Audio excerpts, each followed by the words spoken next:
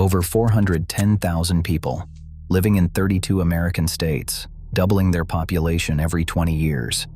And somehow, almost everything you think you know about them is wrong. The Amish don't reject technology. They have cell phones. They run multi-million-dollar businesses with a success rate that makes Silicon Valley look embarrassing. They let their teenagers experience the outside world, and then something wild happens. 9 out of 10 of those teenagers look at everything modern life has to offer, and they choose to go back. So why is one of the fastest growing communities in North America also one of the most misunderstood? That's what we're going to find out. Let's start with the thing everyone gets wrong first. If you've ever heard of Rumspringa, you probably picture Amish teenagers going completely off the rails in some big city, getting drunk, driving cars, basically living out a reality TV plot. And yeah, there's a reason you think that. A 2002 documentary called Devil's Playground filmed Amish teens in LaGrange County, Indiana, doing exactly those things. One kid named Farron Yoder, a preacher's son, ended up addicted to crystal meth. Another young woman named Velda Bontrager struggled with depression, got baptized, then left the church entirely to go to college. Those stories are real, and they made for incredible television. The problem is, those stories represent maybe 10 to 20% of Amish young people. The rest of them, their Rumspringa looks nothing like that.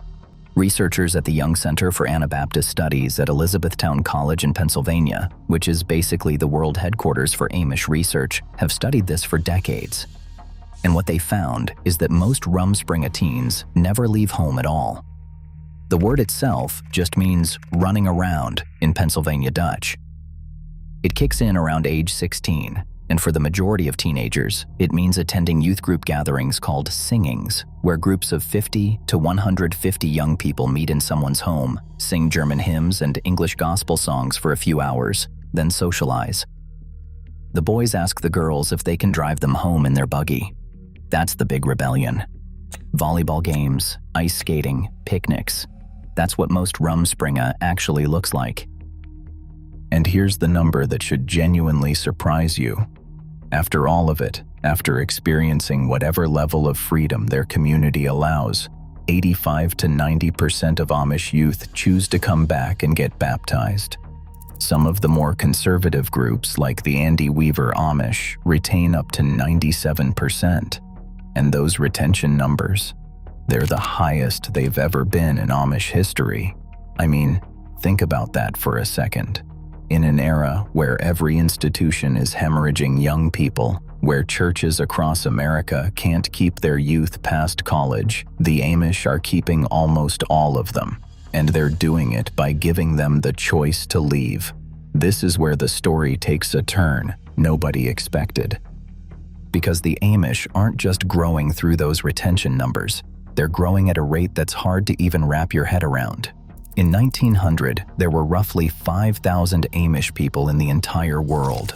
According to the Elizabethtown College population profile published in 2025, that number is now 410,955. That's an 82-fold increase in 125 years. For comparison, the entire United States population only grew about 3.5 times over that same period. The math behind it is simple but staggering. Amish families average 5 or more children, with the most conservative Swartzentruber families averaging over 10 kids. Combine those family sizes with that 85+% retention rate and almost zero growth from outside converts, and you get a population that doubles roughly every 20 years. They crossed 400,000 for the first time in 2024 and added over 10,000 people in a single year. And they're not just growing in the places you'd expect. Sure, Pennsylvania, Ohio, and Indiana still hold about 61% of all Amish, but that share is dropping fast as communities push into new territory. Since the year 2000, Amish settlements have popped up in Colorado, Nebraska, New Mexico, South Dakota, Vermont, and Wyoming. Minnesota's Amish population surged 230% in 20 years. There are now 684 settlements across 32 states, 3 Canadian provinces, and even Bolivia. If current trends hold, researchers project over 800,000 Amish by 2045 and potentially more than 1 million by the early 2500s. Holmes County in Ohio might actually become the first majority Amish county in American history within the next decade. And that brings us to the thing that blows most people's minds about the Amish: their relationship with technology. The number one misconception is that they reject it. They don't. What they actually do is way more interesting. They negotiate with it. And they've built what might be the most sophisticated technology evaluation process of any community on the planet. Every aspect of Amish daily life is governed by something called the Ordnung. That's German for order, and it's essentially an unwritten rulebook for how to live. Scholars describe it as caught more than taught, meaning you absorb it by growing up in the community, not by reading a manual. And here's what makes it fascinating. Each of the 3,114 Amish church districts in North America maintains its own independent individual Ordnung.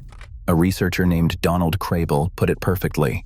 You can live on one side of the street and computers would be allowed, and on the other side, they wouldn't. Twice a year, before communion services, every district holds a meeting where all baptized adults, men and women, vote on the rules. And the system is designed to make change slow. If even 2 people in the whole district object to a proposed change, it doesn't happen. New technologies often go through a trial period where one community watches what happens when another community adopts something before they vote on it themselves. The questions they ask about every piece of technology are brilliant in their simplicity. Will it break down family bonds? Does it replace the need for neighbors? Does it promote pride or individualism? Does it expose children to worldly values? Based on those questions, Crable identified 5 possible outcomes. They can reject it outright, accept it with modifications, separate ownership from use, accept it as safe, or invent their own alternative. So what does that actually look like in practice? About 97% of Amish households use motorized washing machines. Roughly 75% use chainsaws. Around 70% use pneumatic air-powered tools in their workshops. Solar panels for battery charging are increasingly common and one of the hottest debate topics right now. They use diesel generators, propane refrigerators, and gas lamps. The phone situation is especially creative. Starting in the 1950s, when Lancaster County's phone ban from 1910 collided with the practical need to call doctors and suppliers, communities invented the phone shanty. These are small wooden structures at the end of a farm lane, shared by 4 to 6 families, containing a phone book, a call log, and these days, voicemail. The idea is simple. You can use a phone, but it stays outside your home so it doesn't interrupt family time. And the range of what different Amish groups allow is enormous. On one end, the Swartz and Truber, Amish reject indoor plumbing, running water, flush toilets, electricity in any form, buttons, Velcro, and even bicycles. Their buggies use a single oil lamp. On the other end, the Beachy Amish allow automobiles, home electricity, computers with filtered internet, and cell phones. Between those extremes sit the Old Order, the Andy Weaver, the New Order, and the Nebraska Amish, each with their own unique set of permissions and restrictions. Even the buggy colors change depending on which group you're looking at. Black in Ohio, gray in Lancaster County, yellow tops for the Byler Amish in central Pennsylvania. And no, that's not a typo. The Amish are not one group. There are over 40 distinct affiliations, and a Swartz and Truber Amish person and a New Order Amish person live in fundamentally different worlds, even though outsiders call them both Amish. If you're finding this interesting, hit subscribe. We cover deep dives like this every week. Alright, so here's where things get really impressive. The Amish have quietly built one of the most successful small business ecosystems in America. Research by Donald Crable found that 95% of Amish businesses survive past 5 years, with failure rates between 2.6% and 4.2%. Compare that to the national average, where roughly half of all businesses fail within 5 years. Crable's observation was blunt. The phrase Amish millionaire is no longer an oxymoron. This transformation happened fast. 50 years ago, about 90% of Amish families farmed. Today, in some communities, fewer than 10% get their primary income from farming. The Young Center calls this shift the biggest change in Amish society in the last century. Rising land prices forced it. A 45-acre Lancaster County farm recently sold for $1.9 million. That's over $40,000 an acre. So the Amish pivoted, and they did it brilliantly. Amish industries now span furniture and woodworking, where an estimated 10% of all domestic home furniture shipped in the United States is Amish-made. They dominate construction. Their crews are legendary for reliability and craftsmanship, completing custom homes in 5 to 7 months. They run dairy operations. As of 2018, roughly 12,000 of the 40,000 dairy farms in the entire country were Amish-owned. Their secret weapons are structural. Low overhead, a culture of zero debt, community-backed lending, and a mutual aid system called Amish Aid that replaces commercial insurance entirely. Members pay roughly $90 to $125 per month. And here's the kicker: the system pays medical bills within 10 days. Insurance companies take 8 to 12 months. That speed lets them negotiate huge discounts with hospitals. The Bank of Bird in Hand in Lancaster County actually runs mobile banking units because their customers arrive by horse and buggy. Geauga Credit Union in Ohio offers a horse and buggy loan because new buggies cost $6,000 to $8,000, and they maintain a hitching post in their parking lot. And the tourism economy around all of this is massive. In 2024, Lancaster County attracted an estimated 10.2 million visitors who spent $2.7 billion directly, generating roughly $3.5 billion in total economic impact and supporting 24,000 jobs. Now, this is the part where things stopped being a simple success story. The biggest threat the Amish have ever faced isn't a law, a recession, or urban sprawl. It's a device that fits in your pocket. The smartphone is fundamentally different from any technology the Amish have dealt with before. A buggy is visible. A television is visible. A phone shanty sits at the end of a lane where everyone can see who's using it. A smartphone hides in a pocket. Scholar Marcus Johnsey warned that smartphones are easier to hide than cars, making enforcement of community rules almost impossible. And it's already happening. Instagram has replaced Facebook as the platform of choice among Amish young adults. Some teenagers maintain 2 social media accounts, one clean version and one English version showing parties, cars, and regular clothes. Phone bills get addressed to non-Amish friends' houses to avoid detection. Charles Jancy, a psychology professor at Messiah University who has studied Amish communities for years, put it in stark terms. The Amish have been amazingly resilient throughout their history, but the internet represents a force unlike anything they've encountered before, and that's not the only disruption. The 2024 presidential election saw something nobody expected from a community that historically stays far away from politics. After a Pennsylvania Department of Agriculture raid on Amos Miller's raw milk farm in Bird in Hand, Lancaster County in January 2024, Amish voter registration surged. Multiple political action committees organized rides to the polls. Over 90% of registered Amish voters lean Republican. It was a level of political engagement this community hasn't shown in its entire 300-year American history. Meanwhile, land prices are forcing creative solutions. Lancaster County Amish have pioneered a completely new migration strategy, founding a planned daughter settlement in Glen Rock, York County, Pennsylvania, using deliberate colonization, something researcher Stephen Nolt called potentially a game changer for how Amish communities manage growth going forward. Even mental health is changing. While the Amish have the lowest rate of seasonal affective disorder of any population studied worldwide, and suicide rates of just 3 to 4 per 100,000 compared to over 13 nationally, dedicated treatment facilities are emerging.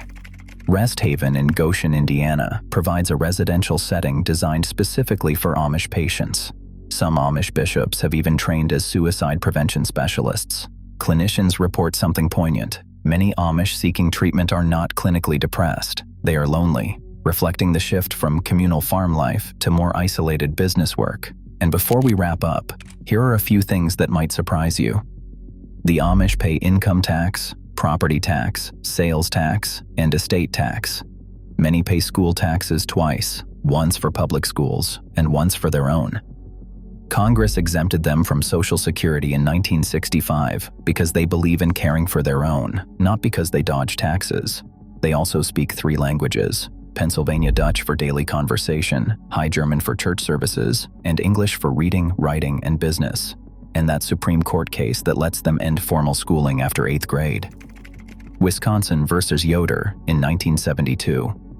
The expert witness testified that Amish vocational training was ideal and perhaps superior to ordinary high school education.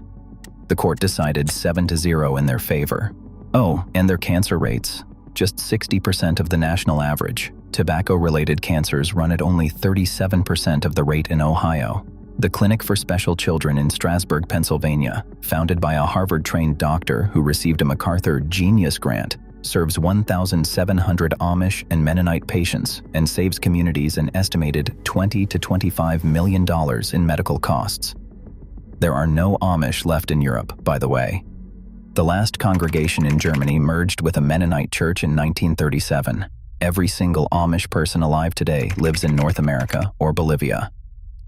So here we are, a community of 410,000 people that has grown 82-fold in a century, that runs businesses with a 95% survival rate, that lets its teenagers taste freedom and gets almost all of them back.